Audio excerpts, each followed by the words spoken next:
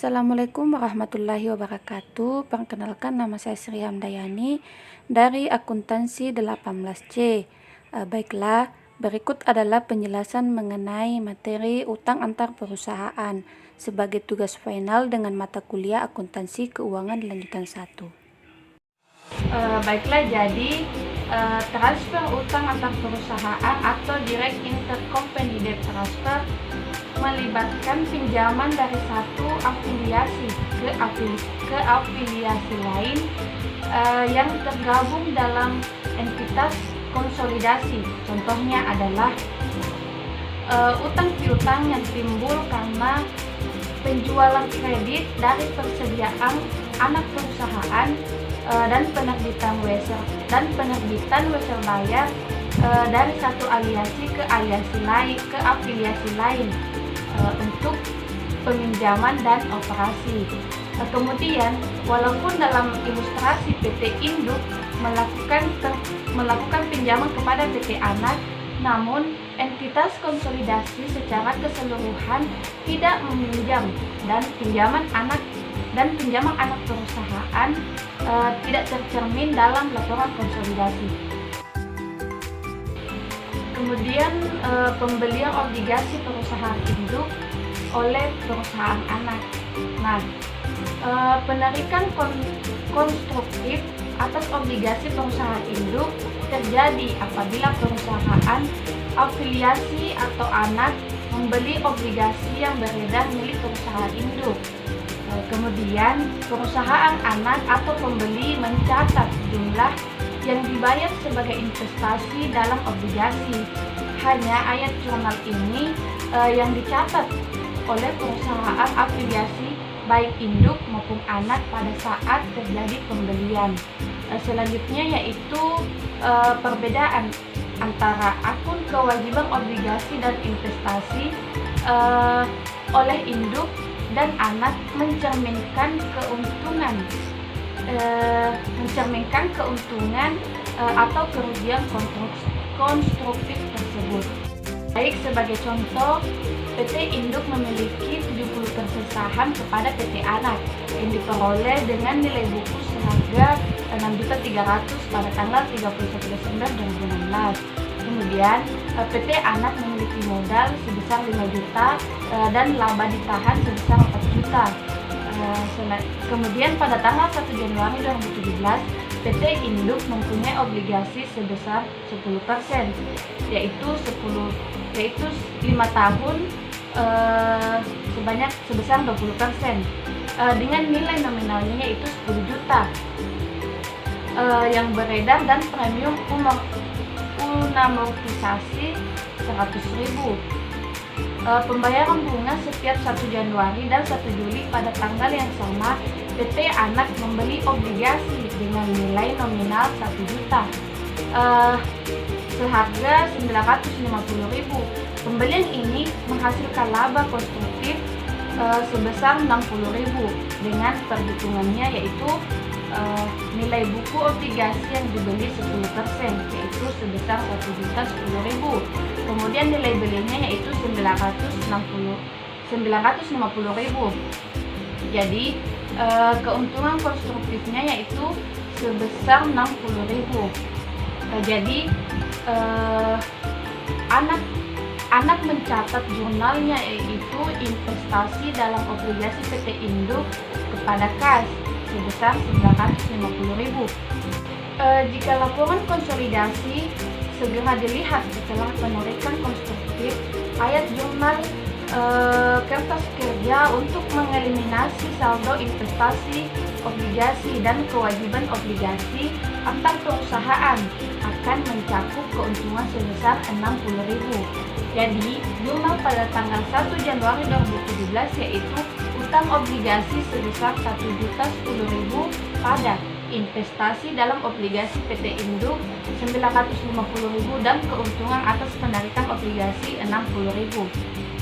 Jadi, utang obligasi PT Induk yaitu nilai buku obligasi 10.100.000, kemudian 10% obligasi yaitu 10 juta Jadi premiumnya yaitu 100.000, itu diamortisasi lagi selama 5 tahun. Jadi setiap tahunnya itu memperoleh 20.000.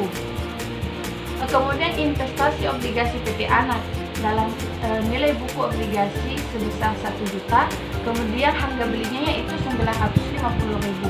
Jadi diskon obligasi yang diperoleh yaitu 50.000, itu diamortisasi juga selama 5 tahun. Jadi dalam setiap tahunnya itu amortisasinya yaitu 10.000. Kemudian pembukuan. Dalam pembukuan induk, beban bunga obligasinya yaitu 10% dikali dengan 10 juta, jadi 1 juta. Kemudian amortisasi premium obligasi yaitu 20.000.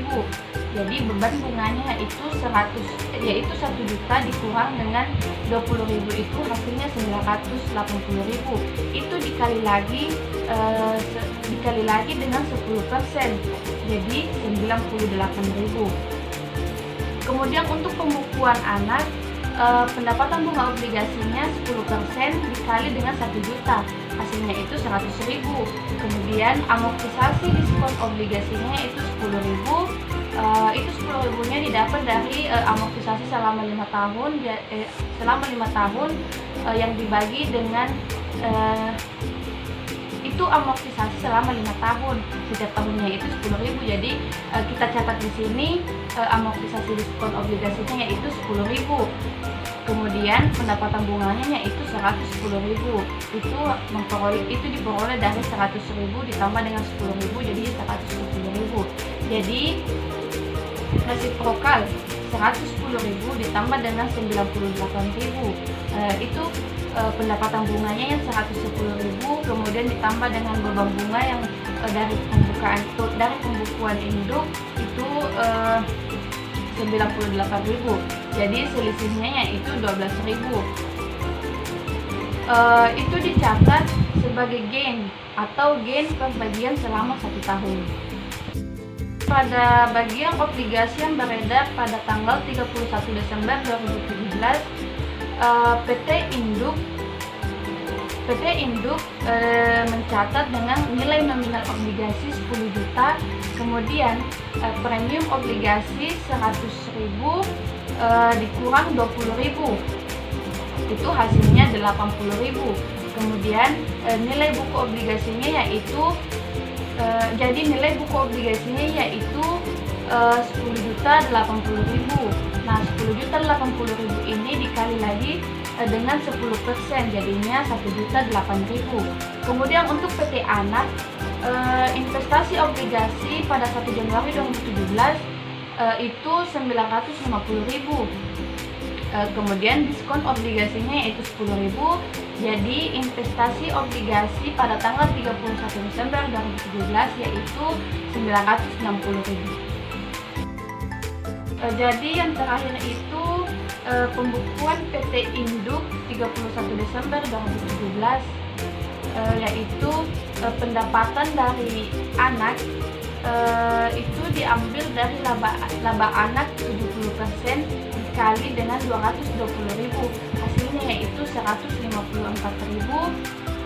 Kemudian laba konstruktifnya yaitu 60.000, dan laba pembagiannya yaitu 60.000 dibagi 5 tahun jadi 12.000. Kemudian ditotalkan menjadi 202.000. Jadi jumlahnya yaitu pertama investasi pada anak pada laba dari anak sebesar 154.000. Kemudian yang kedua yaitu investasi pada anak pada laba dari anak sebesar 60.000. Yang ketiga yaitu laba dari anak pada investasi pada anak sebesar 12.000. Baiklah, itulah penjelasan dari saya mengenai materi pada pertemuan yang ke-12 yaitu utang antar perusahaan.